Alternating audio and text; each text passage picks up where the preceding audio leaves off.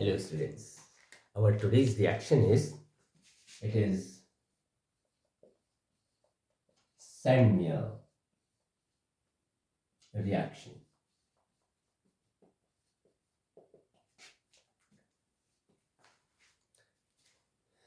Sandmeyer reaction is used to prepare the chlorobenzene and bromobenzene from benzene diazonium salt.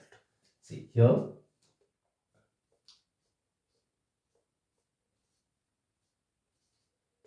chlorobenzene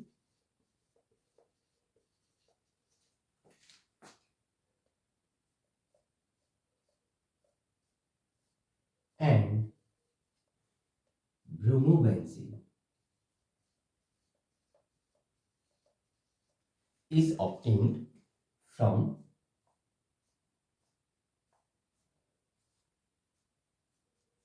benzene diazonium salt. This is benzene diazonium salt. Here X denotes halide. See, the net change is in this reaction, Sandmeyer reaction, the entire N2X group is replaced by Cl or Br. If we have to remove the entire N2X group by Cl, so the diazonium salt must be treated with cuprous chloride dissolved in HCl. You may write here cuprous chloride as Cu2Cl2. Similarly, when we have to remove the or replace the N2X group by Br, we must treat diazonium salt with cuprous bromide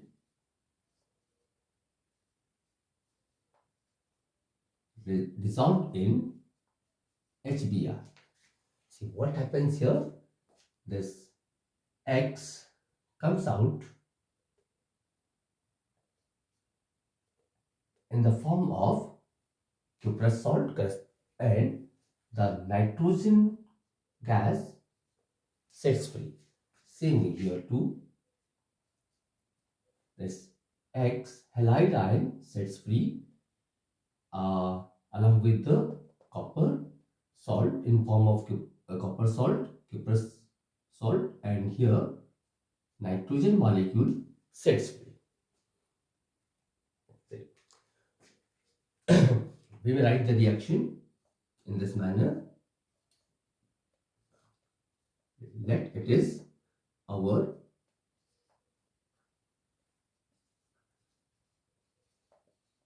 benzene diazonium chloride, and when it is treated with cuprous chloride dissolved in HCl, what happens here? This Cl minus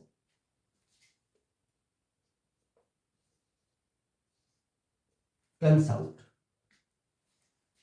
in the form of its copper cuprous salt, and nitrogen molecule sets free,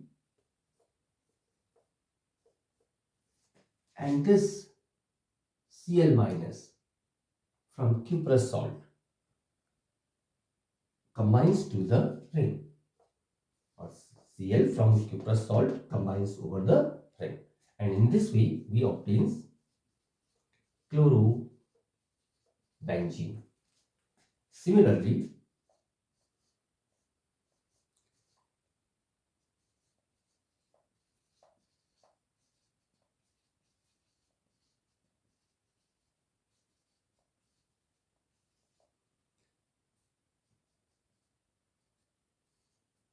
if we have to remove this N2X group or N2X group by bromine, so it must be treated with cuprous bromide dissolved in HBr. What happens? This Cl minus will set free with the cuprous ion, and nitrogen molecule comes out, and thereafter the bromine, this bromine will form bond with the ring, and we will get bromobenzene. Now thereafter we will discuss how the reaction occurs or mechanism of the reaction.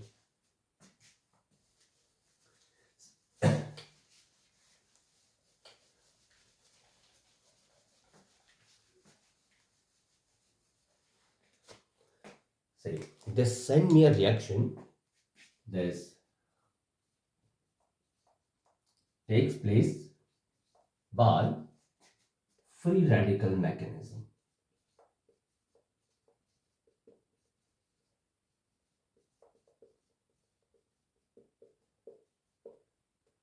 Here it occurs by the free radical mechanism. See,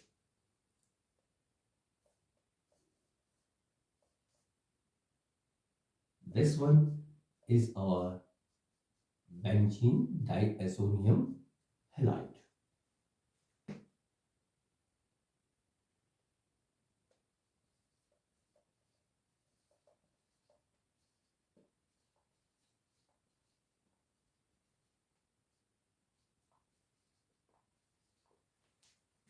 This benzene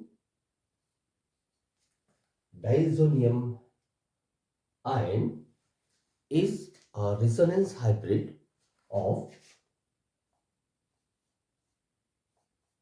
these two structures. Here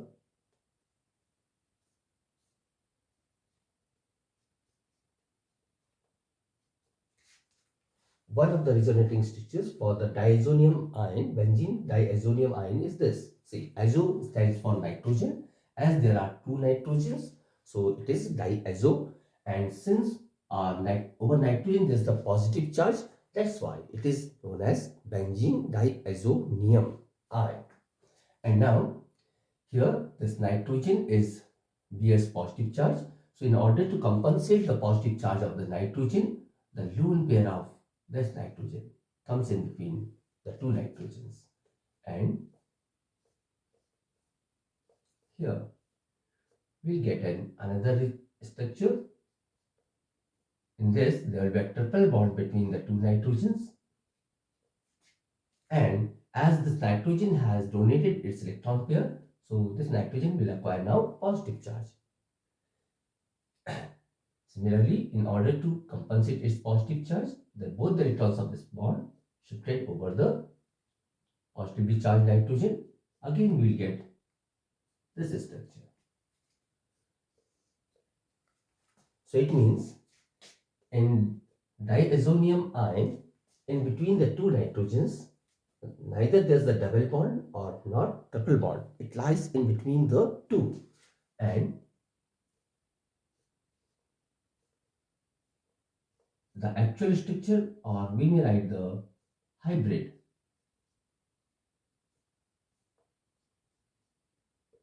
may be written as here in between the two nitrogens. There's some triple bond character is here, and sometime positive charge lies over this nitrogen or sometime over this. So we'll show the positive charge at the center. And now this benzene diazonium ion forms ionic bond with the halide ion. This one is our benzene diazonium halide. See, this X minus may be chloride, may be bromide.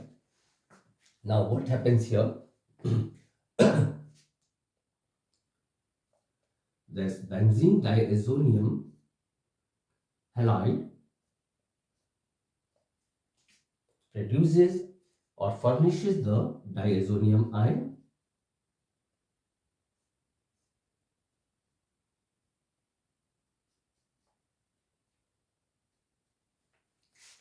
And now this cuprous salt of the halogen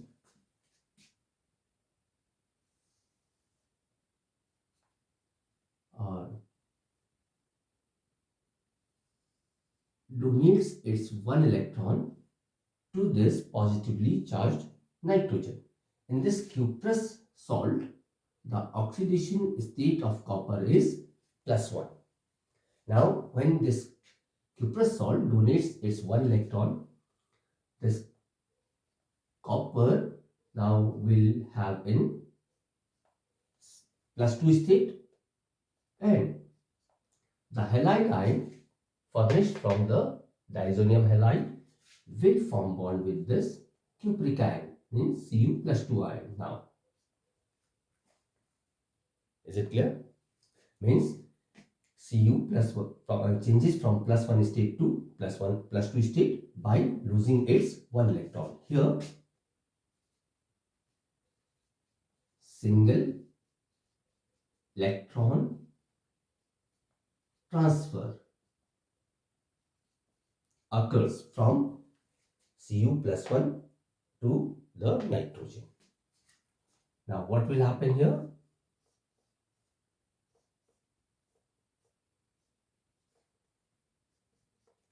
Over this nitrogen, there is a pair of electron.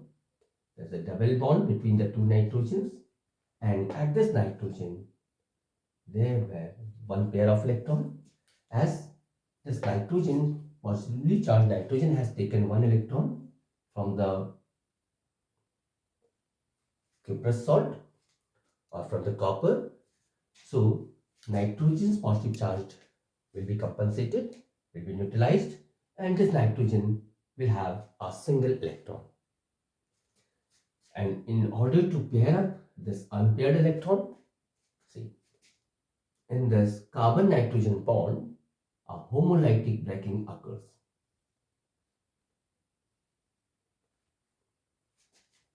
And as a result here,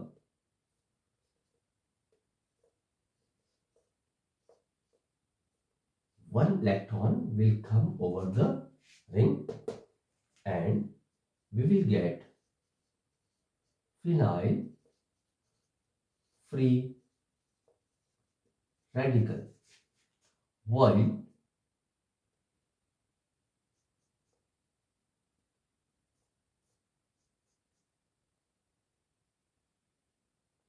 other electron will come over this nitrogen. Now see here, at the two adjacent nitrogens there are unpaired tones, so they will pair up, and in this way the triple bond will form in between the two nitrogens, and here a nitrogen molecule will set free. Now the phenyl radical thus obtained, as this is a free radical, is highly unstable, highly reactive, due to as it is having a strong tendency to pair up its unpaired electron. So this one will react with the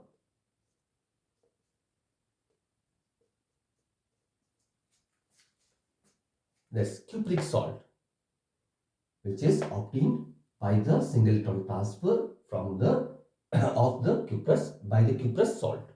See here, free radical or homolytic breaking occurs. The X or halide radical, halogen radical obtained from here will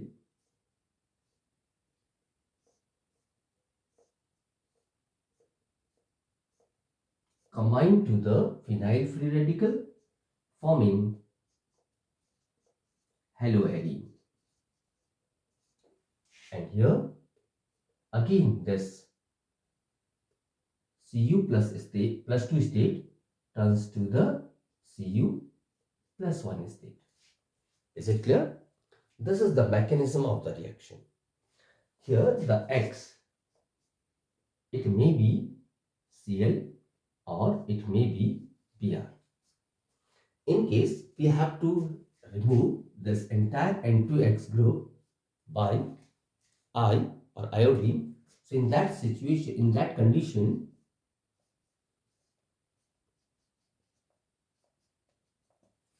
there's no need to take the cuprous salt. Simply we'll take the diazonium salt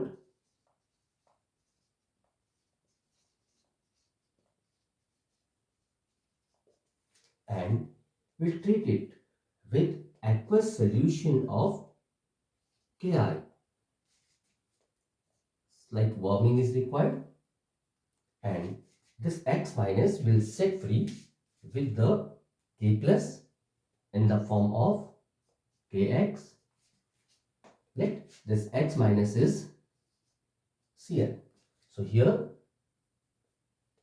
KCl will be obtained. This nitrogen comes out in the form of nitrogen molecule, and now the ring will form bond with the I, and we will get iodobenzene. Is it clear?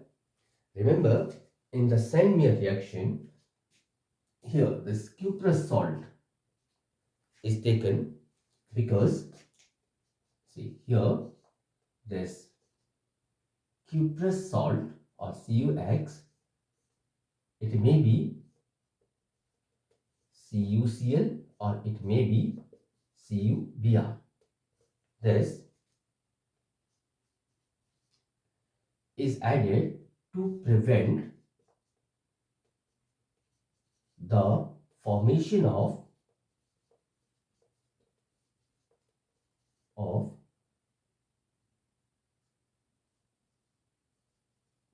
phenyl cation, which is highly unstable. See, what is expected here? In order to compensate the positive charge of the nitrogen, it was expected that the electron pair of the CN bond or they both will shift over the nitrogen, and as a result here we must get the phenyl cation, and this phenyl cation is highly unstable. So in order to prevent this one, here we are taking the cuprous salt. This cuprous salt undergoes single electron transfer and and itself turns to the Cu plus 2 form, and in this way we will get a radical, and thus and thus we will get finally a phenyl free radical instead of the phenyl cation. Is it clear?